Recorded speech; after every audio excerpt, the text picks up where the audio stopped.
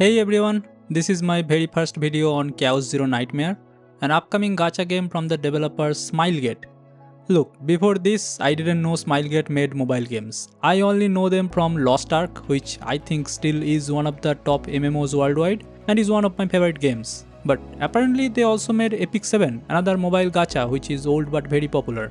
Forgive me for my ignorance. Anyway, I have been interested in Chaos Zero Nightmare for some time now. They are going to start recruiting for a limited playtest from September 2 to September 12, and the test will be happening from September 18 to 21.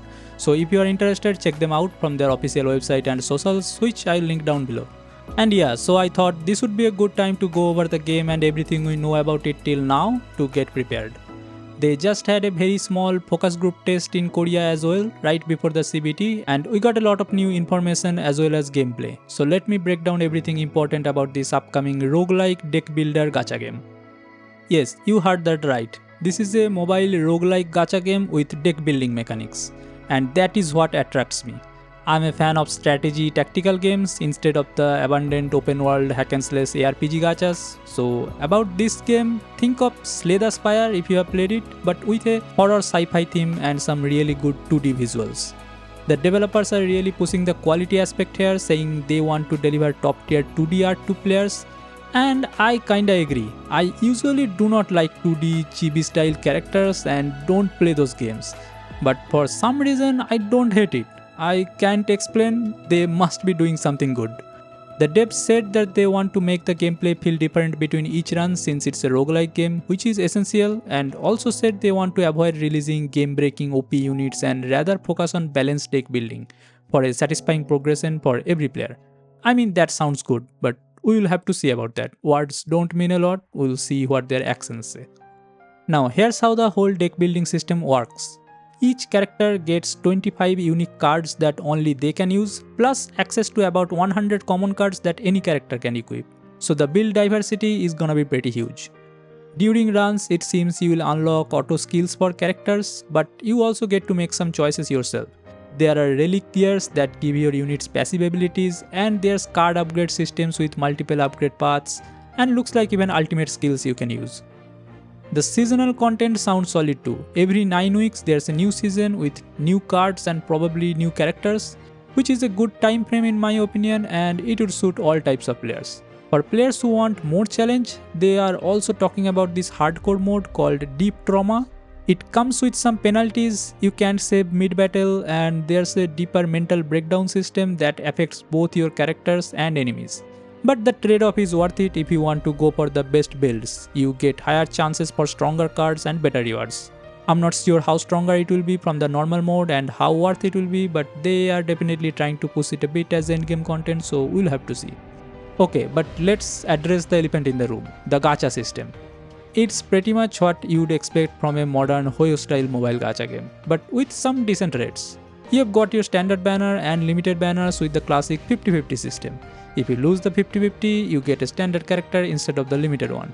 Limited characters also don't seem to get added to the standard pool, at least not in this version. The rates are actually better than Hoyo games, 1% chance for a 5-star character with a hard PT at 70 pools.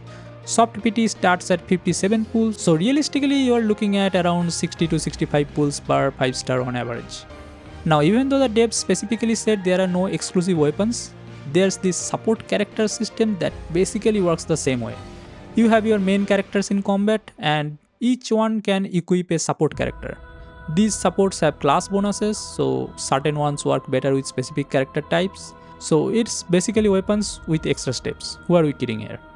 And also of course there's a dupe system. It goes up to 6 dupes per character, and the support units also have their own dupe effects too.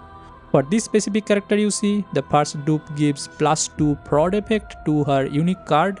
Second dupe heals her by 70% every time a skill is used. Third and fifth dupes are universal 15% stat increases. Fourth dupe upgrades her ultimate skill, and the sixth dupe gives 20% additional damage to all allies attack cards. So yeah, if you full dupe a character, you are looking at 30% flat stat increase plus all those extra effects. So they do matter a lot, and seems like they are taking the exact formula from Hoyo vs books and probably locking some essential mechanics behind those dupe gates. Anyway, coming back to the actual gameplay though, it looks really smooth. cards usually cost 1 to 2 energy, but sometimes special cards can be 0 cost. And there are special encounter nodes where you can rest, heal up, upgrade cards, etc. Or even some where you can face random events for rewards like this one. You can choose to either take one of the set rewards or roll a dice like in D&D for a possibility of better rewards. The visual effects are solid and they are definitely nailing the horror sci-fi atmosphere in the whole roguelike gameplay stages. So if you are a fan of the genre, I'm pretty sure there's enough interesting mechanics and elements to keep you engaged. If you want the full gameplay video, I will link it below in the description for you guys to check out. For the seasonal endgame game modes, they are definitely taking inspiration from Hoyoverse with a star-based challenge system. You can see you need to get 30 stars total for full rewards it seems. There's also this zero system that increases difficulty but keeps better rewards. So you get to choose the 0 levels it looks like. With the left one you lose 1% HP per round start, elite enemies get 5% more attack and HP plus more elite spawns. But you get increased save data limits for more buffs and 50% higher chance for higher rarity events. So that is basically it, like a brief and overall high level preview of the game and what's to expect. As I said, I will link some more resources with more detailed info in the description down below, so feel free to check those out if you are interested. And so what is my honest take? Look, the gameplay looks genuinely fun if you are into roguelike deck builders. The visual quality is impressive and there seems to be real depth to the deck building system. The problem is this is clearly going to be an expensive game if you want to stay competitive.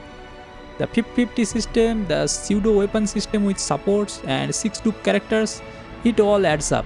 And a big part of the gacha community is fed up with the Hoyo monetization system, and this is exactly that. And I'm not a fan either. The developers say they want to make it free to play friendly, but we have heard that before. It will really come down to how generous they are with full currency.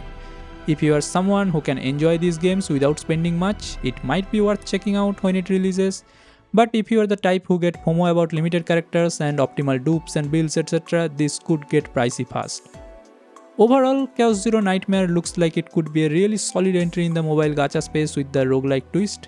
The production value seems high, the gameplay has depth, and if they deliver on making it accessible to free players, it could be something special. We will have to wait and see what the final monetization looks like, but for now I'm cautiously optimistic. I am usually a F2P player for all gachas, so I will happily try it out to see if it's suitable for me. I really do want to enjoy it, but only first-hand experience will tell. What do you guys think? Are you planning to check it out when it releases? Let me know in the comments. And again, thanks for watching. I'll see you in the next one. Goodbye.